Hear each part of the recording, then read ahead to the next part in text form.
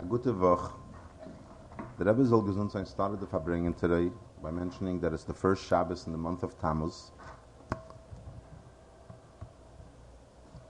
Tammuz having a special significance, especially to Chassidei Chabad, for it being the month of the Geula of the Frierdiker Rebbe. And although Tammuz, the name itself, as the Gemara says, is a name which is connected to Avodah Zarah, and in fact, the month of Tammuz is connected with a tainus, and the tainus is referred to as Tseim Haravi, the tainus of the fourth month, which means that the entire month is a month which is connected with a tainus. Nevertheless, through the Geula of Yud Beis Tammuz and Gimel Tammuz, it transformed the entire month, that it became a month, rather than a month being a month of mourning, rather a month of Geula. And this Geula of Yud Beis Tammuz, connected with Tammuz, eventually brought the Frierdiker Rebbe and Teres Achsidis to the United States, which is referred to as Chotzi Kadra Tachten, the lower hemisphere. In other words, when you divide the world, depending on how you divide the world, the hemispheres of the world, the United States is referred to as the lower hemisphere. And there's the famous saying of the Alter Rebbe that Matan Torah was in the higher hemisphere, and it wasn't in the lower hemisphere. And through the Frierdiker Rebbe coming to America, he brought Teres Achsidis down to the lower hemisphere.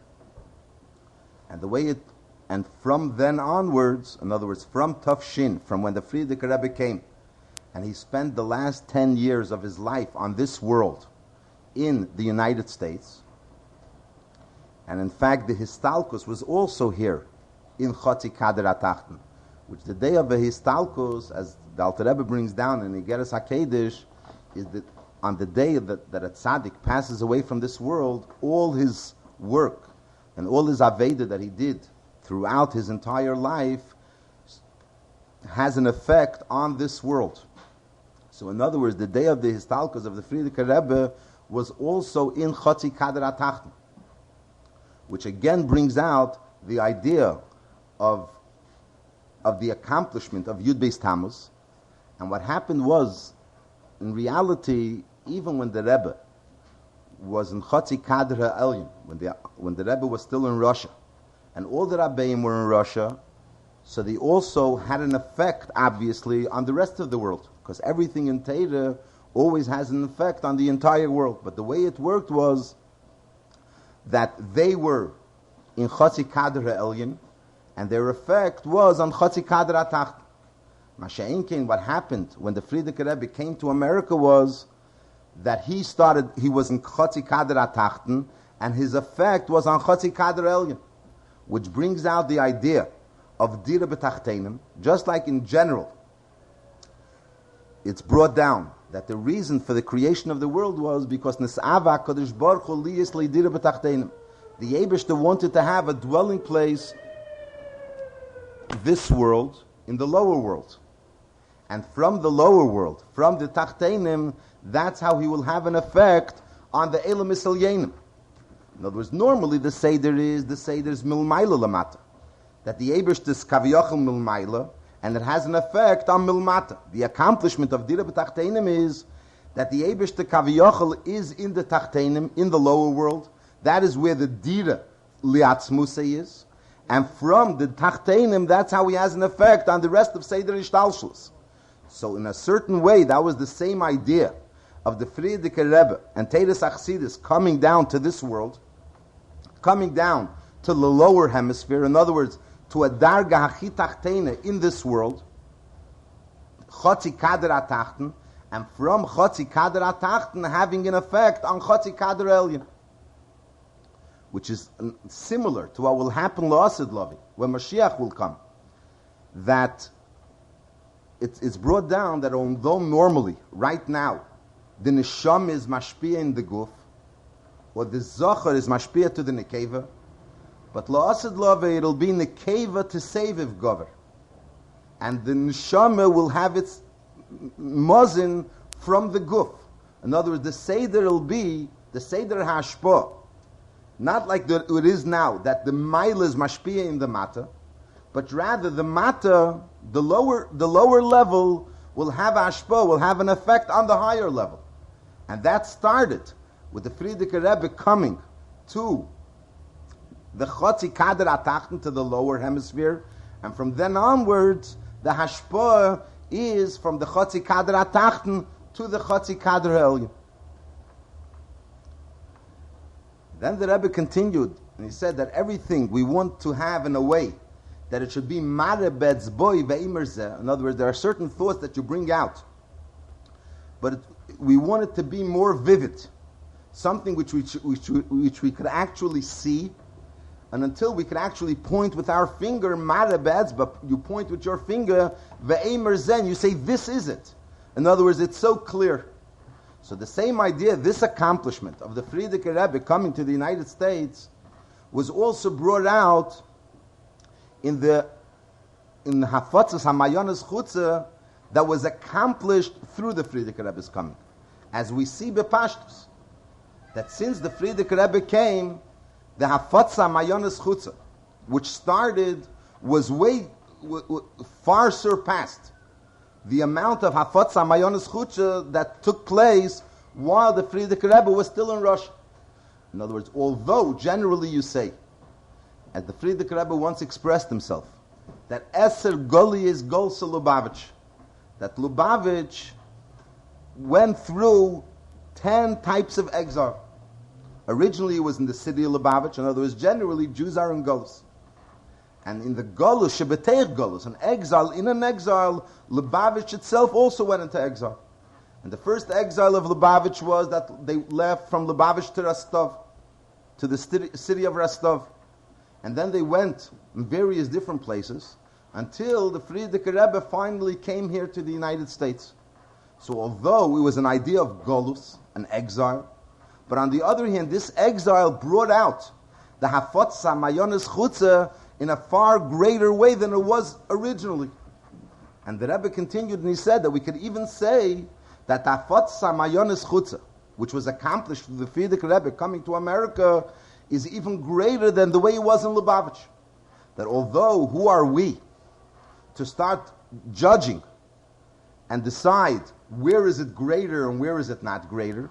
As the Rebbe expressed himself, Eini tonu yidei adma, we don't know. But on the other hand, it's something that we can actually see, that the sichos of the Frierdiker Rebbe, which are connected to Avos Yisrael, which Avos Yisrael obviously is from the basis of Teres Achsidus, the idea of the love for a fellow Jew, and the arichos, the lengthy discussions explaining the concepts of Avos Yisrael, and explaining how Avos Yisrael should be to every single Jew, regardless of his status, and regardless of where he is, whether you know him or you don't know him or you ever had a shaykhus to him.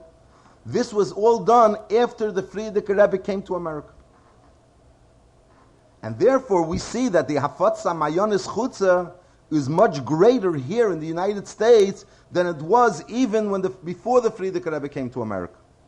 And in fact, the building in which the Frierdiker Rebbe came and he settled, and he actually lived there for 10 years, is a building which everyone knows is the address is 770.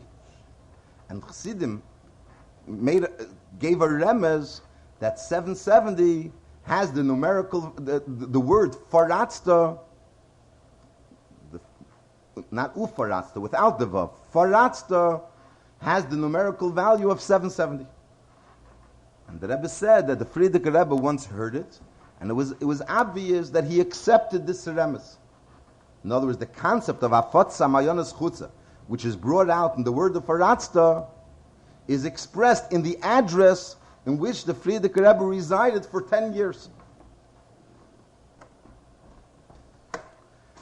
And that also includes the Hafatz HaMayonis, which took place after the Histalkos, after Tov after the Histalkos of the Frierdiker Rebbe, which we are already right now, 40 years after the Histalkos, which, as the Rebbe mentioned many times, that the idea of 40 years is that at that point in time, just like Moshe told the Yidden, in the Midbar, at the end of 40 years, that now is a time that they have a leiv ladas, a heart to understand, ve'inayim l're'es, and eyes to see, v'aznayim l'shmeya, and ears to be able to hear.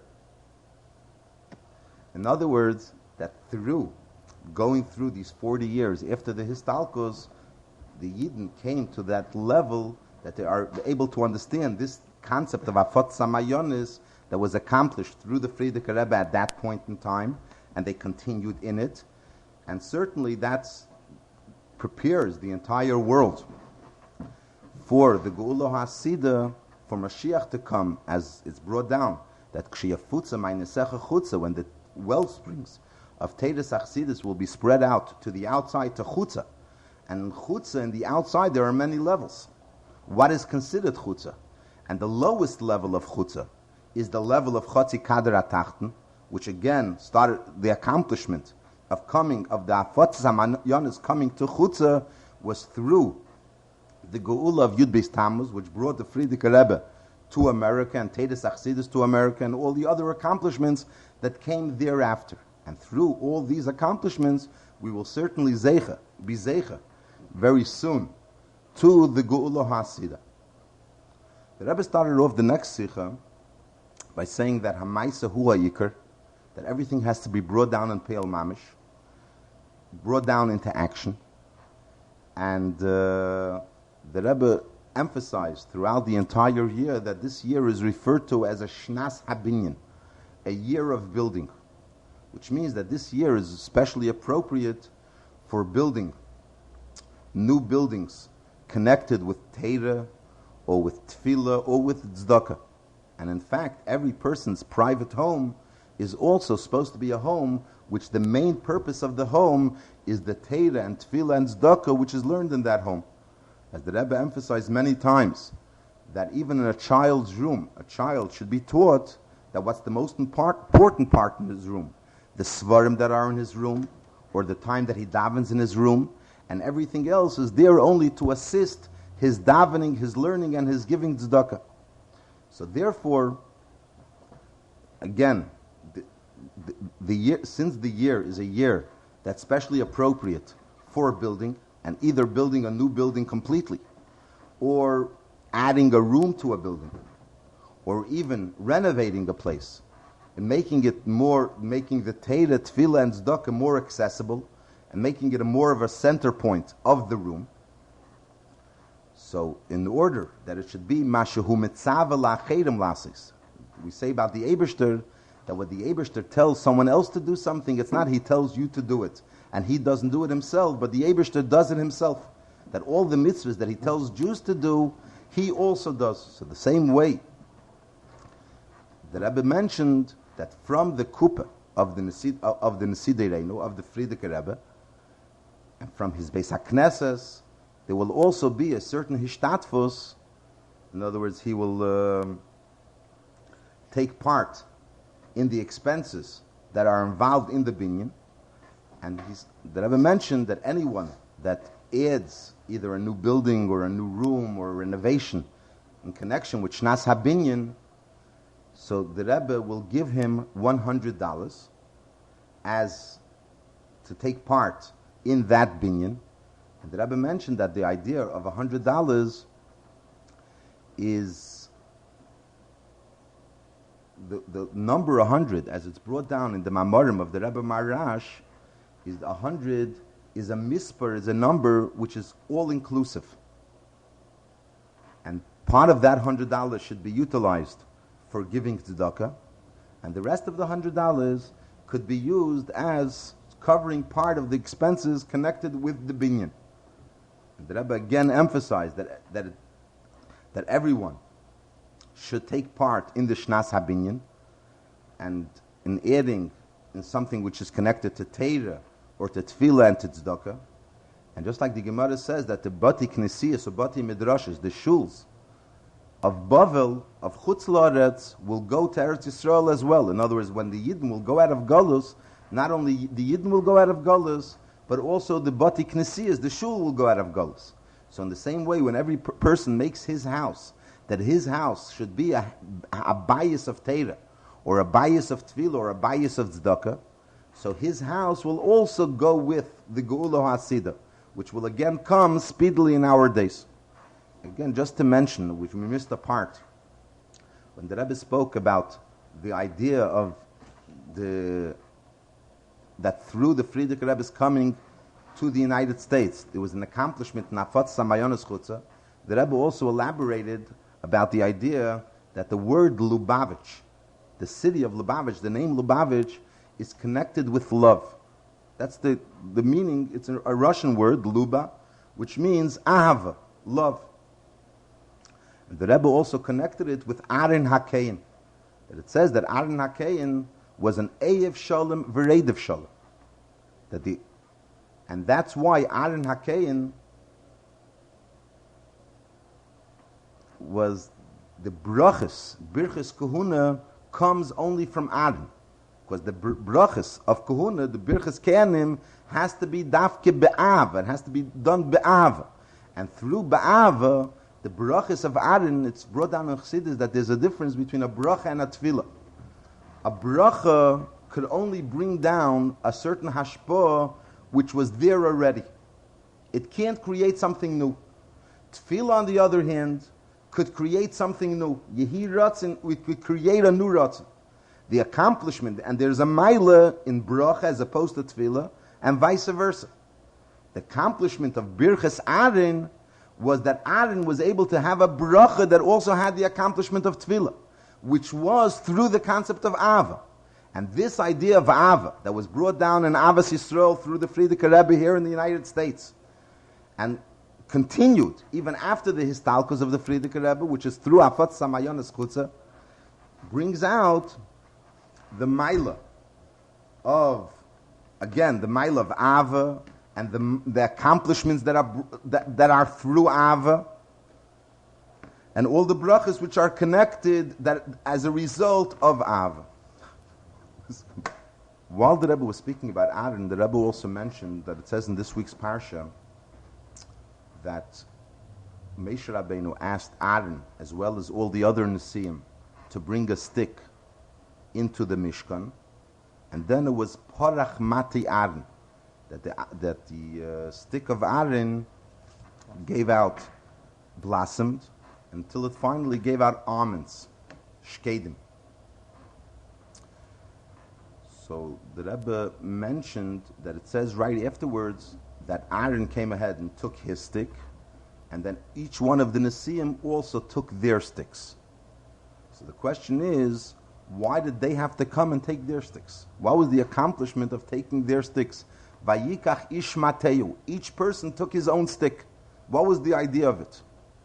So the Rebbe explained that in reality, when it says that Aaron put his stick b'teich matesam, amongst their sticks, so what it means amongst their sticks, it doesn't only mean that it happened to be lying amongst their sticks, but rather that his stick was in their sticks, b'teich matesam. Just like the pasuk says, "V'asu li migdash v'shachanti b'seicham," that you should make for me a sanctuary, and I will dwell amongst you. So Chazal tell us that it means b'seich kol echad v'yechad, that the Eibishter rests in every person, that it becomes the pnimius of every person. In the same way, when Aaron put his stick amongst their sticks, it was b'teich matesam. His stick became the teich, the pnimius, the inner part of their sticks. So it wasn't only that Aaron's stick remained independent of their sticks, and only Aaron's sticks was parach, only Aaron's stick blossomed, and their sticks remained the same. But since Aaron's stick was amongst their sticks, so therefore the blossoming of his stick also had an effect on their sticks. And when they went ahead and they took their stick, so they took their stick after it was already the pnimius of their stick, was already the Mati Aaron, was the stick of Aaron, and it had an effect on their sticks, and they brought it back, and they also had this accomplishment of Aaron HaKayin, which was an Eyev Shalom and a Reidev Shalom. And just like the Rambam says about Mati Levi, the Shevet Levi, which Aaron brought this stick as a representative of the Shevet Levi, that the Rambam tells us that Shevet Levi is not only, Le Shevet Levi Bilvad, not only Shevet Levi could be secluded, but any Jew that chooses the Ebershter to be his Nachla, to be his Lot, and he should devote himself to the Ebershter entirely, becomes a member of Shevet Levi in a certain respect. So the same idea that this accomplishment of Aaron, that he has an accomplishment not only for his own Shevet, that his stick blossomed, but rather was B'teich Matesam, it accomplished also that the other sticks, the pnimius of the other sticks, became Matayan. In reality, Rashi tells us that why did Moshe put it B'teich Matesam amongst their sticks? In order that they shouldn't say that the reason why Aaron's stick blossomed because it was in a certain place. So therefore, Moshe Rabbeinu put the stick in the middle of their sticks, so there shouldn't be any reason to think that there was any special other reason, any other outside reason why Aaron's stick blossomed. But that only Rashi is explaining, the Rebbe said, for someone that has a question. But someone that's a ish yasher heilach, someone that was born straight and thinks straight, melechatchila, so he realizes that why does it say b'teich mateisam, is because that became the pnimius of all the sticks.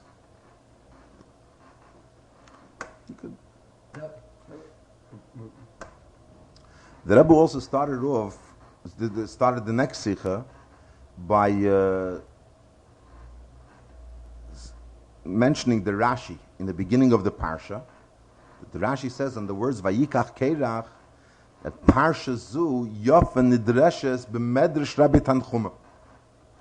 That this parsha there's a nice drash in the medrash of Rabbi Tanchuma. And the Rebbe asked, why is it that Rashi has to bring a medrash? Why does he have to mention the medrash?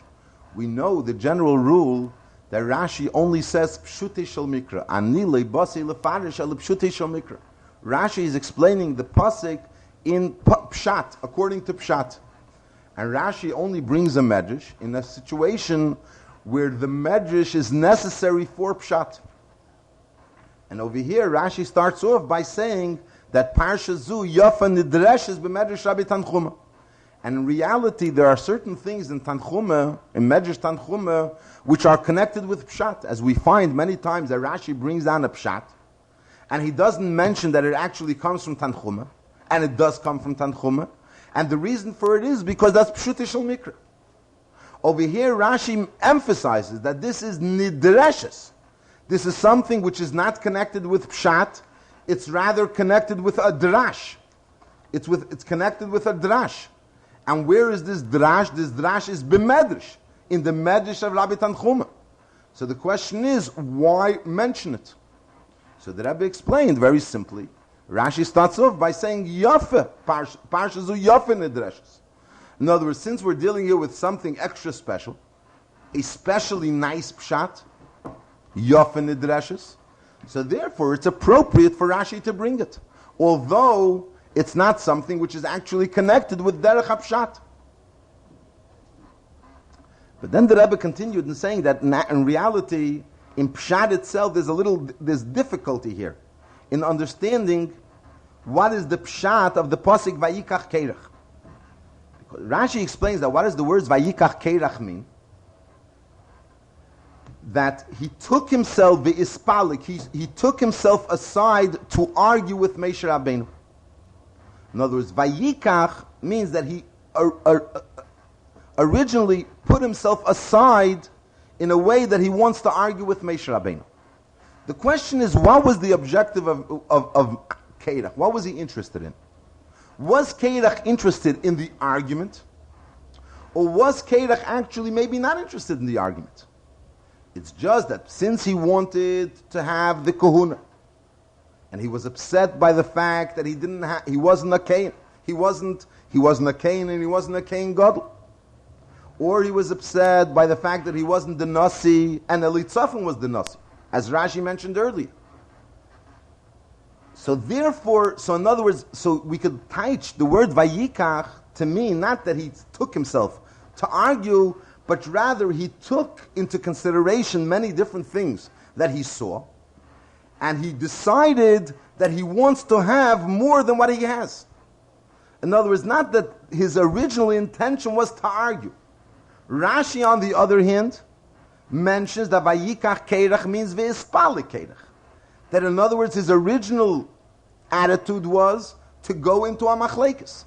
And the question is, how does Rashi know this? So on that, Rashi explains that Yofe Parsha Zu Nidreshes B'Medrish Rab Tanchuma. And that somehow answers this question. However, the Rebbe didn't continue in explaining how it answers the question. The Rebbe just mentioned that, in other words, in Pirush HaPoshut, it's not so simple, the pshat of Vayikach Korach, and therefore it's necessary for Rashi to mention this idea of Yafet Parsha Zu Nidreshes B'Medrish Rab Tanchuma. The Rebbe continued in saying that everything we like to connect with the Geula HaSida, with the Geula.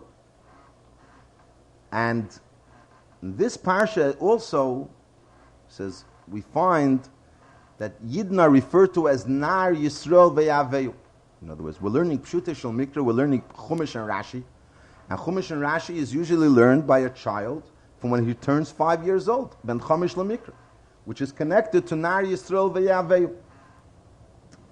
So a child, we know that the Seder of a child is sometimes a child wants something. When a child wants something and he wants it something he wants it very much, so he'll eventually be able to get his father to give it to him. In the same way, the Rebbe said, Yidden are banim atam laHashem Elokeichem. Jews are the children of the Eibishter of Avinu Shebashamayim, our Father in heaven. And when Yidden want something very much, they will eventually be able to get it out of their father. And what Yidden truly want is the Geula. Yidden want to be redeemed out of Galus. However, sometimes it could happen that instead of giving a child what he wants, you'll give him something else. And somehow or another appease the child with that.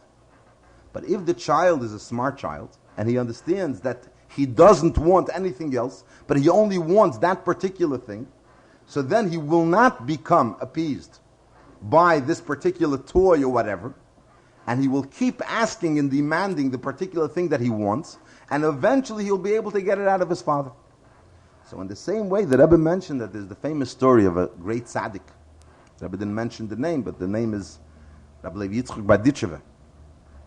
That he said that there were many tzaddikim that before they went Lemaila, before their histalkos, they told the people that they will not go into Gan Eden unless the Eibishter brings Mashiach. However, as soon as they came Lemaila, and the Eibishter started showing them a great light in Gan Eden, so they were so overwhelmed by this great light, as the Rebbe called it, this tzatzke, this tzatzua, this toy, so to speak, that they forgot what they wanted to ask. But the Berditchever said that I will not become appeased by any light, and I will demand the Geula, and I will bring the Geula. And the Rebbe continued that since then, many years went through, so apparently he was also appeased.